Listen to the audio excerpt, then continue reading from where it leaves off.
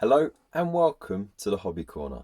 My name's Kevin, and in this episode I'm going to show you how to paint blood ravens in a quick and effective way to get them battle ready in no time.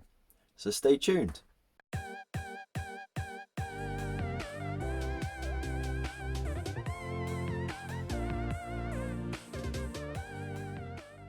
So quickly brief on what happened with the competition. As you may or may not know, click on the link up here. Big Mac Dan Skull got drawn as the winner, but he graciously stepped down to become the runner-up, so that Nesimtire, who said just call him Nessie, so I'll call him Nessie from now on, he got promoted up to winner, and his paint scheme was the Blood Ravens. So he just wanted to have a little video on how to do it, but I'm still going to send him the miniature anyway, because why not? So what I'm going to do a two-part. I'm going to have the first part as the battle ready, get it on the table, looking half decent, and then the second part is going to be some additional details and techniques that you can help to push it out a little bit more, so you can sort of make those special characters or those heroes pop out a bit more, or if you just want to have a fancier looking army, then that's cool as well. So to start with, I did spray all of this in Chaos Black first, and then once that was dry, I then sprayed it with the Fiston Red. The power pack needs just a quick little brush over. What I'm going to do is I'm still going to use the pot paint just to do a quick thin coat over that, just to make sure there's no bits and pieces missed. I am going to keep the recesses like how they are, because that was the whole point of spraying black first. Also, if you don't know, this miniature comes on a blue sprue from this box. So I'm going to make sure there's no blue showing through, make sure that the recesses are nice and dark, and there is nothing showing through on the red bits, and I'll start blocking in those colours. I believe I got all the colours I'll need. It's quite a lot, but we'll get to it. So first of all, I'm going to block this out. So I've got my fresh water. I've got a separate pot for the red, because I don't want it to go anywhere near the other colours. It is a real bum hole of a colour to get out of your paintbrushes. And I'll just use a small base brush. I'll get some on the palette, and then I'll just add a bit of water to it to thin it out. So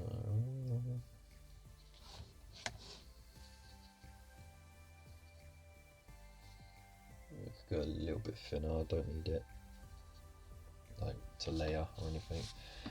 So I'll just start applying it, making sure it's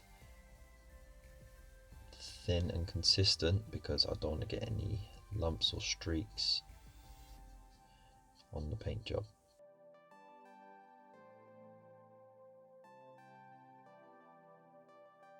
And what I want to do is highlight this. Now this is for the battle ready edition, so essentially with that Bugman's Glow, I don't have any dry paints. If I had dry paints, I think there's like an Aldari flesh or something like that. But anyway, I've used this color before to do the container. I'll put a link up there. The red container for the Conquest thing came out alright. So, put a fair bit on your brush, get the worst off, and yeah, you can test it on the base, just see how it comes out. Yeah, it's subtle enough. So you see that. So you want to sort of just go for the edges. Don't worry about it being heavy. Don't worry about it getting on the flat areas. You want to try and avoid that, but with the shading and everything, it will level it out completely. So just try and go for those edges. You don't have to worry about the shoulder pads because those will be painted in black and beige. So just go for the main armor panels. Like that. I'm not sure if you see that. See that? Yeah, it's nice and subtle. So do that for the entire model and the helmet as well. And yeah, just build the color up.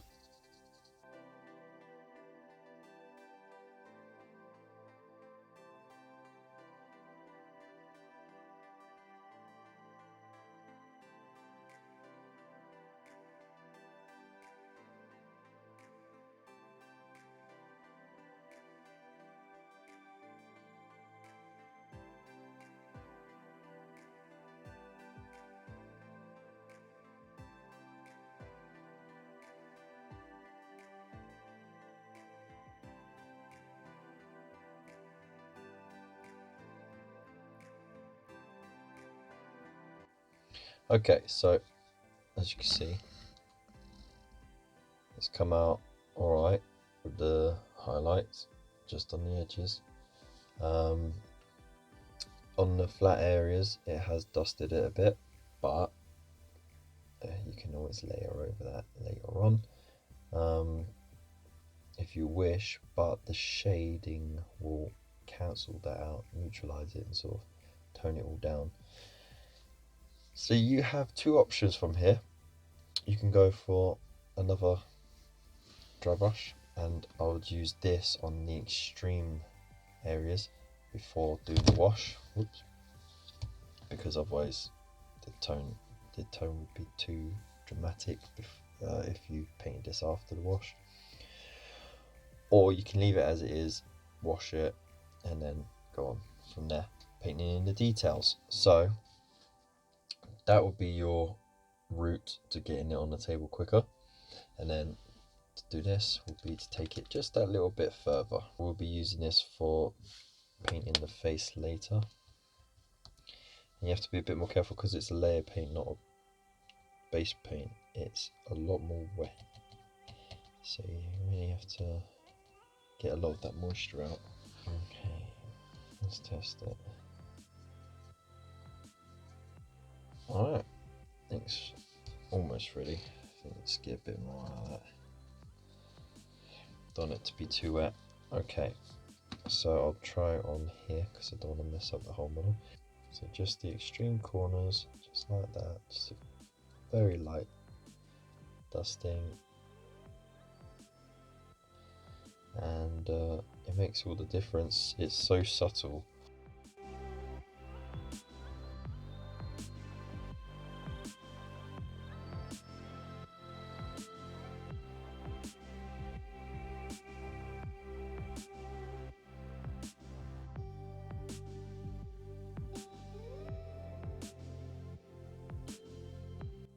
Okay, so that's now done.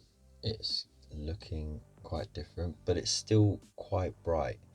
I've glued the backpack on now because the dry brushing bit is over, and I've got into the areas that I wouldn't normally be able to get an even coverage with on dry brushing if it was put together. So now I'm going with Carroburg Crimson, and this will help bind all of those highlights together and give a nice recess effect as well. I'm going to be putting it all over the model liberally, but I won't let it pull. You have to sort of judge it as you go, but you want to make sure that you push it around as much as possible. Alright, don't want to water it down or anything. Thin it, you just go straight on. So show you with the helmet. See, straight away you see the difference.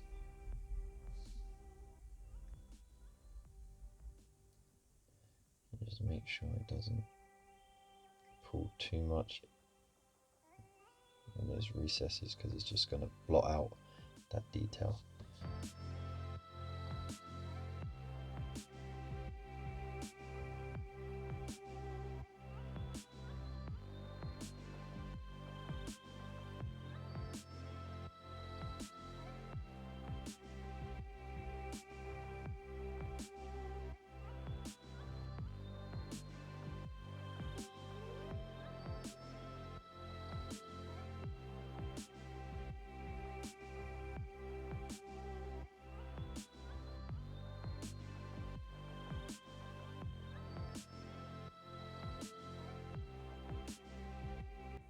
Alright, so once that's fully dry, what you want to do now is start blacking out some details. So I'm not doing the shoulders just yet. I'm going to do the rims first, because the rims are a lot more messier to do.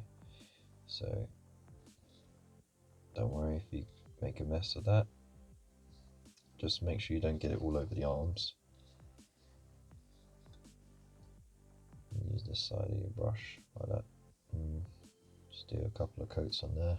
And then you want to do the armor joints as well. And just take your time with that. There's no point rushing it, because you don't want to get it all over the armor that you've just done. And then the Aquila on the chest is also in black as well. The right knee, so his right, your left, paint that in black as well. And then of course all your usual details as well, like the casing of the bolt gun and so on and so forth. Once you've filled in all those areas with black, we got our Ashen Grey, and we just want a tiny little bit on the end of your brush, and what you want to do is just angle it and just go along the edges like so for those black areas, just to highlight it. And it's ideal to do this before you paint in the shoulders, because that way you don't have to worry about going over when you highlight the top of that. You just find little details to highlight, so like the brow of that skull, and the teeth, and the cheekbones, and then maybe just a little line on the forehead, and then like you could do the edges of the wings, like so. And then what I would do is just do like half of the wing going from the bottom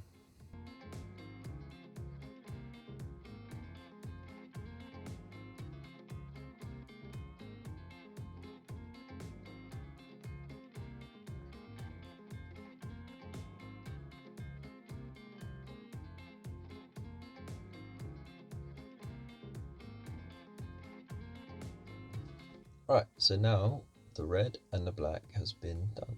It's all shaded and highlighted. You don't need to shade the black, you just need to highlight it neatly. If you do make a bit of a mess, just throw some Nuln Oil on it and you'll sort of tidy it up a bit. But that's that. Now to get on to the next bit, which is to paint Rakarth Flesh.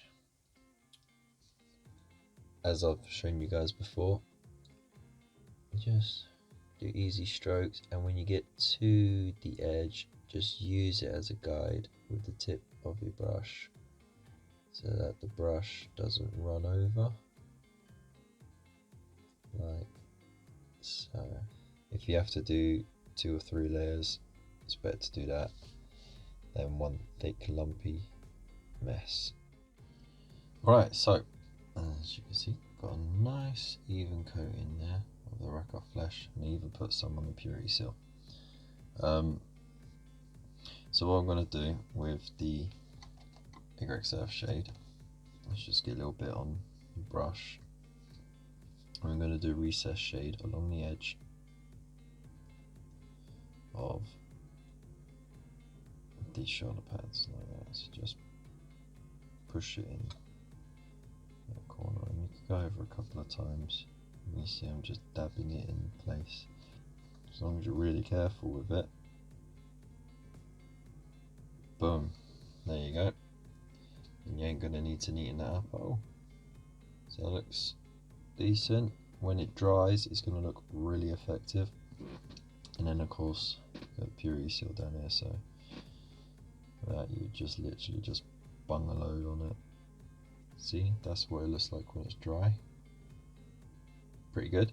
But when you got it on the tabletop, that's going to look fantastic. And that's what we're looking for at this point. So, once I had done filling in the areas that I needed with lead belcher, I then shaded it with the naan oil, like so.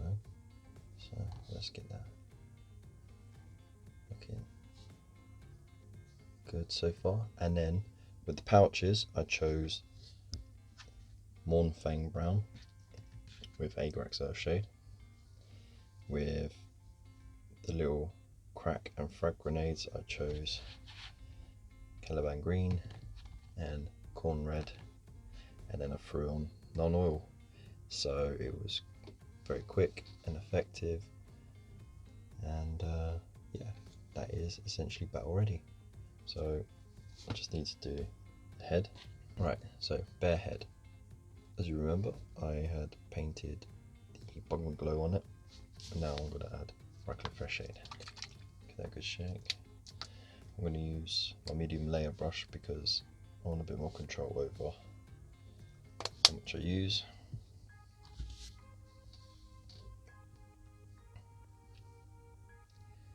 And yeah, just don't want it to pull too much on the face. I want it sort of more around the edges, like so.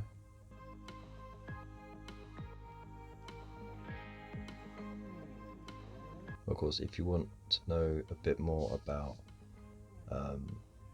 doing really good detail on faces, then you know this is just battle ready sort of thing. But check out Darren Latham. He's a heavy metal painter from Games Workshop, and he started doing his own stuff on his channel, and he's got a really good tutorial on how to do faces. Eye lenses, I've got two really quick effective ways of doing it. I actually have three, but the third one I'm not going to do. That was to paint white into the recess there and then do a green wash. So that's a really easy way of doing it. You can use any green, it doesn't matter, it depends on basically what effect you want. You could do it the traditional way, so I'll use Caliban Green. Make sure you have good point, and then just fill out like that, and then turn it around and just fill out the corner there, and the rest of the island just fills itself out. Whoops, don't glow. What you want to do is keep the back end darker and make the front end lighter, so sort of about halfway. Turn it around and go almost to the end like that. And there you go, look, so simple yet so effective. And when it's on the battlefield, it'll look really cool. And then if you want to step it up a notch, you can add like the tiniest speck of yellow just at the tip, or you can go white as well. Now the second one, you get Stormhost Silver. So this is quite a strange effect that you'll get, but it's quite cool. And again, you paint it into the recess.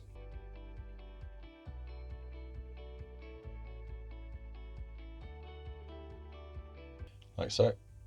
See, I kept a little bit of the black undercoat showing around the edges, and that is deliberate. And then we get Waystone green tentacle. So I'm not sure if Games Workshop still do this, but it's really cool. So I think it's like a precursor to the contrast paints, but it is quite thick. Alright, put it on the palette because we don't want too much of that. Now what we do, we paint it right over the Stormhost silver. I think I might need a bit more.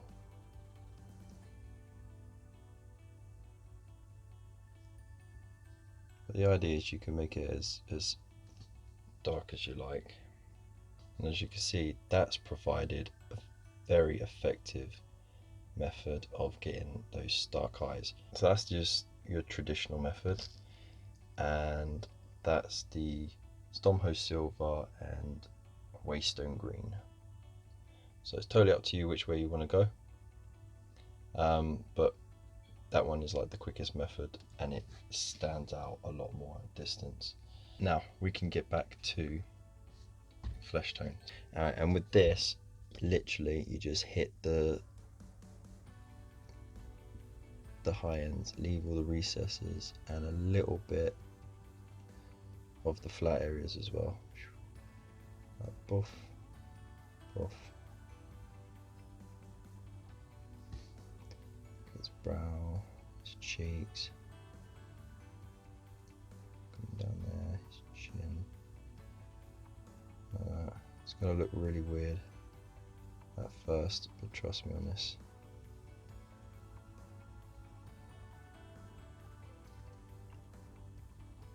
The ear, and then start.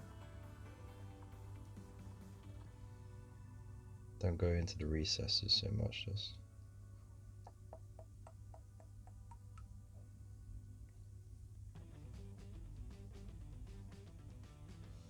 leave a little bit of darker colour around those pins as well to make it look a bit more scarred.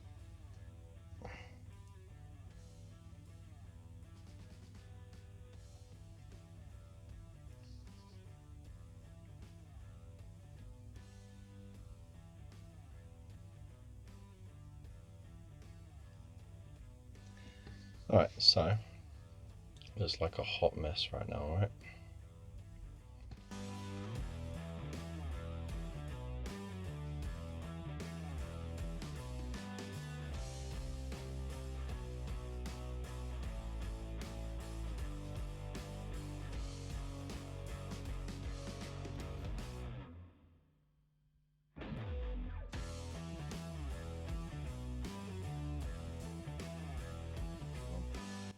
And there you go. So I hope this guide helped you to get those models painted up to look fantastic on the table. Do remember that it might not look like a lot on its own, but it's about the overall effect, and it's all about getting them on the table as quick as possible. So let me know what you think in the comments below. Please do remember to like, share, and most importantly subscribe, because I'll be doing a couple of follow-up videos. I'm going to do a video on how to do a freehand design of the Blood Raven chapter symbol, and I'm also going to do another video on how to make that Space Marine look a lot better on his own rather than as a unit. So lots of little tidbits and tips on how to really bring out extra details on those miniatures. So thank you again for watching, and I'll see you in the next one.